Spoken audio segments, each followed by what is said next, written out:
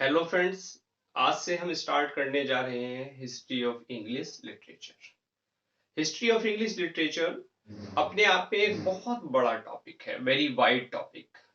लेकिन फ्रेंड्स, इस wide topic से हमने जो हमारे सिलेबस का मटेरियल है, वो इम्पोर्टेंट क्वेश्चंस जो अक्सर हमारे टीजीटी और पीजीटी एग्जाम्स में पूछे जाते हैं, उनको हमने यहाँ लिया है और हम पॉइंट वाइज उनको स्टडी करते जाएंगे। इससे पहले वाले जो लेक्चर में हमने पढ़ा था, आपको ब्रीफली एक आउटलाइन वहां हिस्ट्री की दी थी, उसी आउटलाइन को हम यहाँ डिटेल स्टडी करेंगे।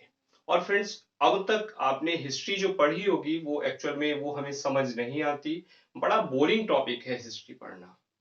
और आप आज के बाद से आपकी धारणा बदलने वाली है। आपको अब तक जो हिस्ट्री में प्रॉब्लम्स रही हैं या जो आपको हिस्ट्री समझ में नहीं आई है, आप लेक्चर को देखते रहिए, मेरे साथ बने रहिए और आप पाएंगे कि आपको हिस्ट्री ऑफ इंग्लिश लिटरेचर पे कमांड हो गई है। तो फ्रेंड्स, यहाँ एक बात और मैं आपको बता दूं, अगर बात हिस्ट्री की है तो हिस्ट्री को हमने यहाँ बड़े इंटरेस्टिंग वे में आपको बताया है और पॉइंट वाइज फ्रेंड्स यहाँ मैंने बताने की कोशिश की है। तो चलिए स्टार्ट करते हैं। सबसे पहला जो हमने टॉपिक था, हमारा जो सबसे पहला जो हिस्ट्रिकल बैकग्राउंड में हमने जो देखा था, वो था हमारा 450 से लेके 1066 तक। यानी ये हमारा सबसे पहला पीरियड था हिस्ट्री ऑफ इंग्लिश लिटरेचर का। और इस पीरियड को, इस एज को हम जानते हैं ओल्ड इंग्लिश के नाम से। ओल्ड इंग्लिश, और you can say Anglo Saxon period. Anglo Saxon period. और फ्रेंड्स, अब यहां बात आती है एंग्लो। एंग्लो का मतलब होता है इंग्लिश, क्लियर। और जो सेक्सॉन है, ये सेक्सॉन कहां से आया? इस सेक्सॉन का जो शाब्दिक अर्थ है ये क्या है फ्रेंड्स? एक्चुअल में एक जगह थी और वो क्या था जगह का नाम? वो था ओल्ड सेक्सोनी। Old Saxony. तो ओल्ड सेक्सोनी में रहने वाले जो लोग थे उनको क्या कहा जाता था? उनको सेक्सॉन कहा जाता था। और ये जो प्लेस है, अब जो जर्मनी है, एट प्रेजेंट जो जर्मनी है, जर्मनी में ये स्थान पड़ता है। Clear friends? क्लियर। यानी ओरिजिनली अगर हम कहें तो जो जर्मन के लोग हैं, ठीक, जो ओल्ड सेक्सोनी में प्राचीन काल में रहते थे, उनको हम सेक्सॉन कहा जाता था। और उसी एज को यहां हमने नाम दे दिया ओल्ड इंग्लिश या एंग्लो सेक्सॉन पीरियड। इस एज की अगर हम बात करें तो इस एज में एक इंपॉर्टेंट राइटर रहा है बेड। और बेड ने क्या लिखा? एक्लेस्टिकल हिस्ट्री ऑफ इंग्लिश पीपल। ये बेड की एक बहुत बड़ी एक उपलब्धि थी, एक बहुत बड़ी बुक थी। एक्लेस्टिकल history of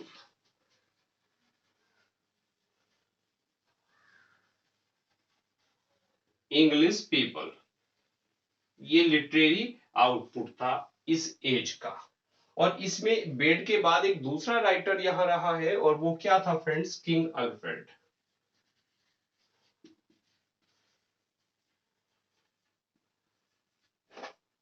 clear. King Alfred और बेड, ये दो इंपॉर्टेंट राइटर इस एज के रहे हैं, और इस एज में और बहुत ज्यादा लिटरेरी आउटपुट नहीं है। इस 1066 1066 से लेके 1500 तक की जो पीरियड है, इस एज को कहा जाता है मिडिल इंग्लिश।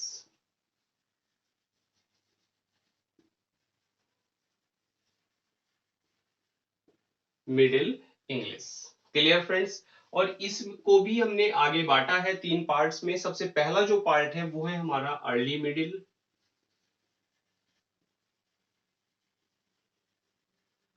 और इसको दूसरा नाम हम देते हैं एंग्लो नॉर्मन पीरियड।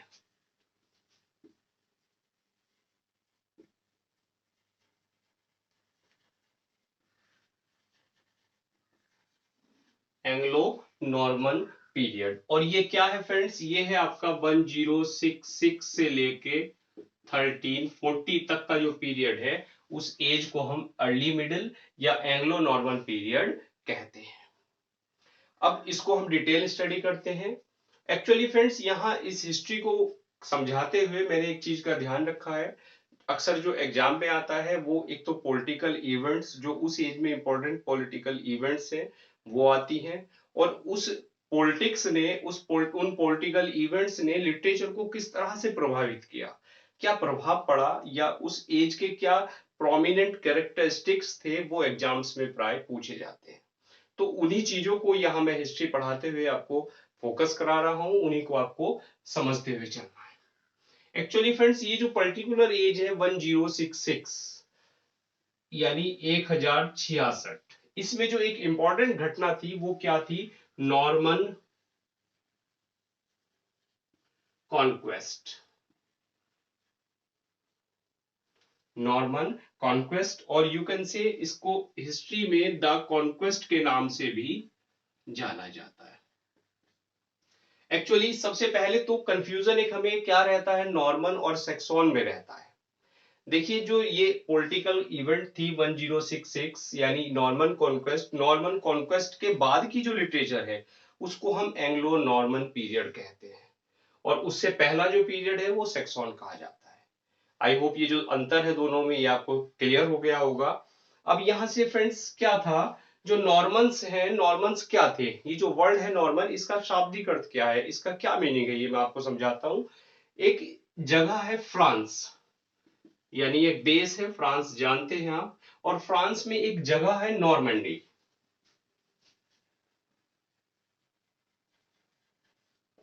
तो फ्रांस में जो नॉर्मंडी है, नॉर्मंडी के रहने वाले जो लोग हैं उनको एक्चुअल में नॉर्मन कहा जाता है। देखिए, नॉर्मन क्लियर, नॉर्मंडी के रहने वाले लोगों को क्या कहते हैं? नॉर्मन कहते हैं, और ये जगह कहाँ है? ये फ्रांस में है। तो ये नॉर्मन्स आपको क्लियर हुआ नॉर्मन का क्या अर्थ है। और दूसरी बात क्या है फ्रेंड्स, जो नॉर्मन कॉन्क्वेस्ट हुआ था, नॉर्मन कॉन्क्वेस्ट क्या था? ये एक ऐसी घटना थी जिसने लिटरेचर को प्रभावित किया, और इस नॉर्मन कॉन्क्वेस्ट में एक राजा था, और वो क्या था फ्रेंड्स? विलियम। जो विलियम थे वो क्या थे फ्रेंड्स? विलियम ये ड्यूक था नॉर्मंडी का, ड्यूक ऑफ नॉर्मंडी। जो विलियम थे, जो ड्यूक ऑफ नॉर्मंडी थे, ड्यूक ऑफ नॉर्मंडी, इन्होंने क्या किया फ्रेंड्स, जो नॉर्मन्स थे और ब्रिटॉन्स थे, यानी नॉर्मन्स और ब्रिटॉन्स, इन लोगों को अपने साथ लिया। नेतृत्व विलियम्स का था, और विलियम ने इनके नेतृत्व में जो इंग्लैंड है, इंग्लैंड पर आक्रमण कर दिया, और इंग्लैंड को इन्होंने जीत लिया। तो विलियम कॉन्कर्ड इंग्लैंड, और एक्चुअल में जो ये घटना है, इस घटना को जो इन्होंने जीता, किसको जीता? इंग्लैंड को जीता। इस घटना को कहा जाता है friends war of Hastings.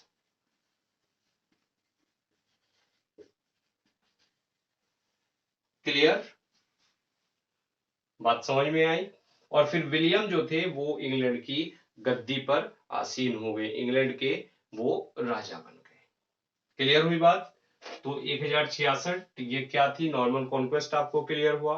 War of Hastings यहीं पर था, और ड्यूक ऑफ नॉर्मंडी जो विलियम थे, इन्होंने ब्राइटॉन्स और जो नॉर्मन्स थे इन लोगों को अपने साथ लिया, और इंग्लैंड पर आक्रमण करके इंग्लैंड पर ये राजा बन गए। इसके बाद आता है फ्रेंड्स एज ऑफ चौसर, इसी का सेकंड पार्ट है, और वो है second period, age of Chaucer.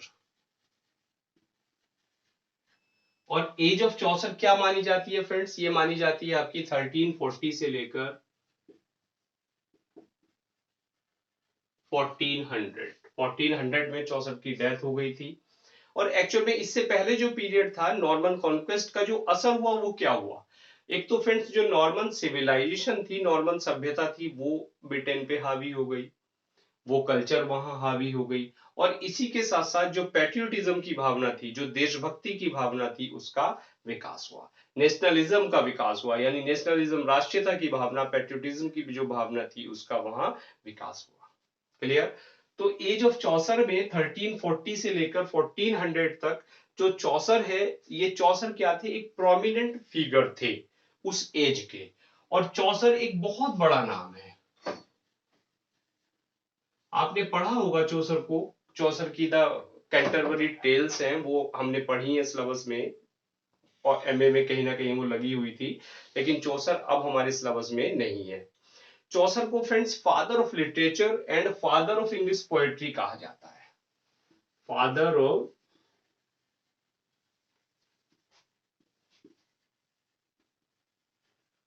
Literature और father of English poetry. Clear? ये इंपॉर्टेंट क्वेश्चंस हैं जो अक्सर पूछे जाते हैं। इसी के अलावा फ्रेंड्स इसको एक तो दूसरा नाम दिया जाता है grandfather of English novel.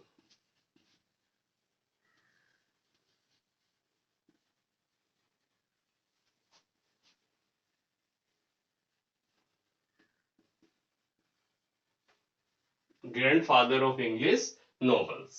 Clear? इसी के साथ साथ इसको फादर ऑफ रेनेसा भी कहा जाता है। Father of Renaissance.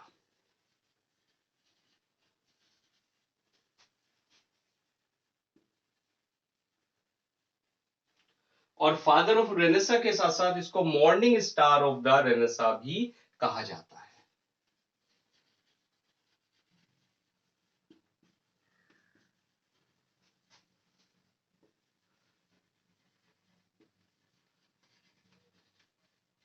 देखिए कितने सारे एडजेक्टिव, कितने सारे विशेषण चौसर को दिए हुए हैं, और इनमें से अक्सर कोई ना कोई वहां एग्जाम में पूछा जाता है। क्या? Father of literature, who is father of literature, who is father of English poetry, grandfather of English novels, father of Renaissance and morning star of Renaissance. Clear friends? अब जब फादर ऑफ रेनेसा की बात हो रही है तो child of Renaissance भी मैं आपको बता दूं, कई बार ये भी पूछा जाता है, चाइल्ड ऑफ रेनेसा।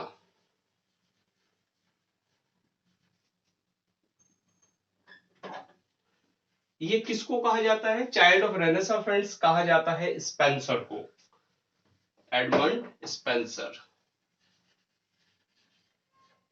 स्पेंसर को चाइल्ड ऑफ रेनेसा कहा जाता है। अब बात इसके बाद मॉर्निंग स्टार की हो रही है, तो फिर एक चीज और मैं आपको बता दूं, मॉर्निंग स्टार ऑफ जो रेनेसा कहा जाता है वो तो चौसर को कहा जाता है, लेकिन अगर morning star of the reformation की बात करें, चलिए इसको भी नोट कर लीजिए, morning star of the reformation,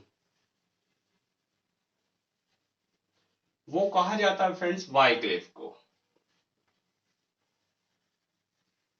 actually Wycliffe ने बाइबल लाए थे वाइक्लिफ, और बाइबल का लाने में वाइक्लिफ का बहुत बड़ा रोल था।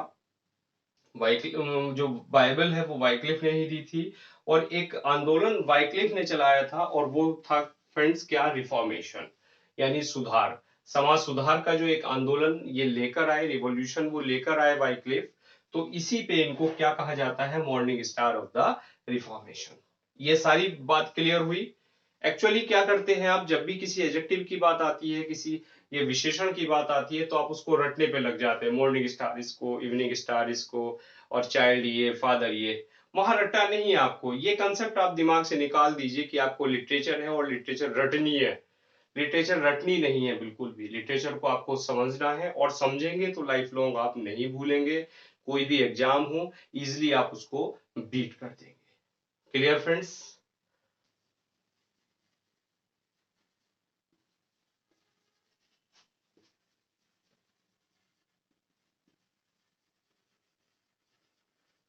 हीरोइक कपलेट, इस हीरोइक कपलेट को चौसर डे सबसे पहले यूज किया था।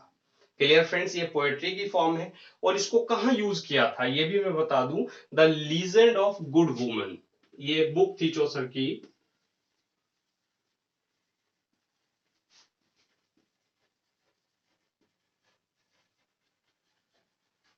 इसमें इन्होंने यूज किया था the Legend of Good Women, इसमें हीरोइक कपलेट इन्होंने फर्स्ट टाइम यूज किया था।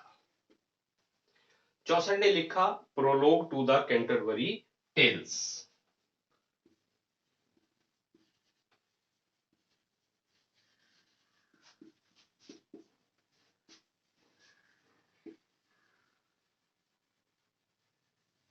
और ये जो prologue to the Canterbury Tales है, ये एक इंपॉर्टेंट बुक थी चौसर की जो लिखी हुई थी, और जो एक डायलेक्ट में लिखी हुई थी, एक जो वेस्ट मिडलैंड डायलेक्ट है उसमें लिखी हुई थी।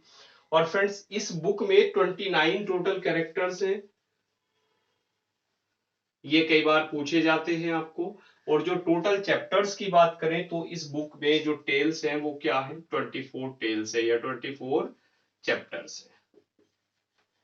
क्लियर, इसको भी आप साथ साथ याद करते चलिए। और दूसरी चीज और मैं बता दूं, चौसर के साथ साथ एज ऑफ चौसर में, चौसर की एज में जो दूसरे प्रोमिनेंट राइटर थे, चौसर तो वहां मुखिया था, हेड था चौसर, लेकिन चौसर के साथ साथ एक लैंगलैंड थे, लैंगलैंड। क्लियर फ्रेंड्स, और दूसरे थे वाइक्लिफ।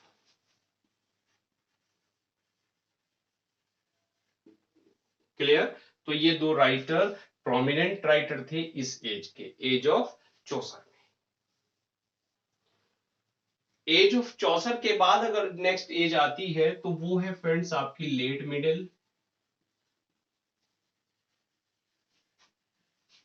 या जिसको हम दूसरा नाम भी देते हैं और वो कहते हैं 15th सेंचुरी। और ये जो 15th सेंचुरी का पीरियड है ये है फ्रेंड्स 1400 से लेके और आपका 1500 तक। क्लियर फ्रेंड्स, तो 1400 से लेके 1500 तक की जो एज है उसको हम क्या कहते हैं, लेट मिडिल या 15th सेंचुरी जाना जाता है। और सबसे बड़ी बात यह है, इस एज को हम क्या कहते हैं, बैरन एज ऑफ इंग्लिश लिटरेचर, इसको बैरन,